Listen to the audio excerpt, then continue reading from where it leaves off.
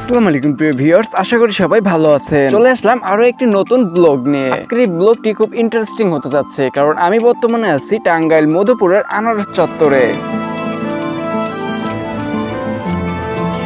আমার চ্যানেলে যদি আপনি নতুন হয়ে থাকেন তাহলে অবশ্যই চ্যানেলটি সাবস্ক্রাইব করে বেল বাটন ক্লিক করে রাখুন। আজকে আপনাদের ঘুরে দেখাতে যাচ্ছি আনারসের শুরু থেকে শেষ পর্যন্ত।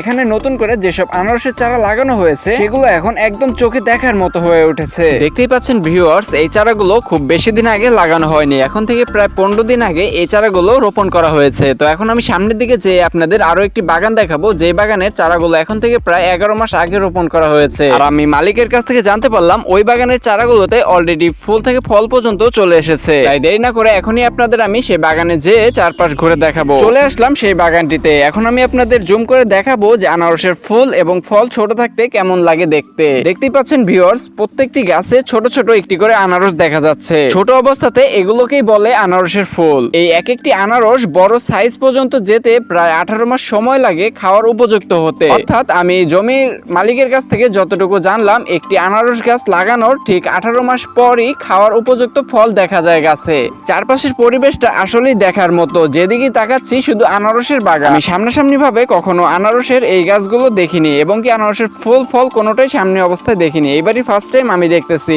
আর সাথে আপনাদেরও একটু দেখানোর চেষ্টা করতেছি। এখানকার মাটি, আবহাওয়া আর যত্ন সব মিলিয়ে খুব দ্রুতই গাছগুলোকে বড় করে তোলে। দূর থেকে শুধু সবুজ পাতার রং না, ফুল আর নতুন ফলগুলো চোখে পড়ে যায়। আর এই পরিবেশগুলো দেখলেই মনটা আনন্দে ভরে ওঠে। আমি কখনো কাছ থেকে আনারসের গাছ এবং কি ফল দেখিনি। আমার জন্য সত্যি অসাধারণ একটি অভিজ্ঞতা। আমি জাস্ট আপনাদের সামনে এই সুন্দর মুহূর্ত তুলে ধরলাম, যাতে আপনারা বুঝতে পারেন মধুপুরের আনারস কেমন করে ধাপে ধাপে বড় হয়ে ওঠে। এই আনারসগুলোতে যতটুকু খোঁজ নিয়ে জানতে পারলাম, কোন রকম সার বা কেমিক্যাল ইউজ করা হয় না, একদম তাজা প্রাকৃতিক। মধুপুরের আনারস কেন এত বিখ্যাত এটা দেখলেই বোঝা যায়। আমার ব্লগটি যদি আপনাদের ভালো লেগে থাকে তাহলে অবশ্যই চ্যানেলটি সাবস্ক্রাইব করে বেল বাটনে ক্লিক করে রাখবেন, আর ভিডিওটিতে লাইক করতে ভুলবেন না। ভিডিওটি শেয়ার করে দিন আপনার প্রিয় মানুষের কাছে। দেখা হবে নতুন আরো একটি ব্লগে। সেই পর্যন্ত সবাই ভালো থাকবেন। আসসালামু আলাইকুম।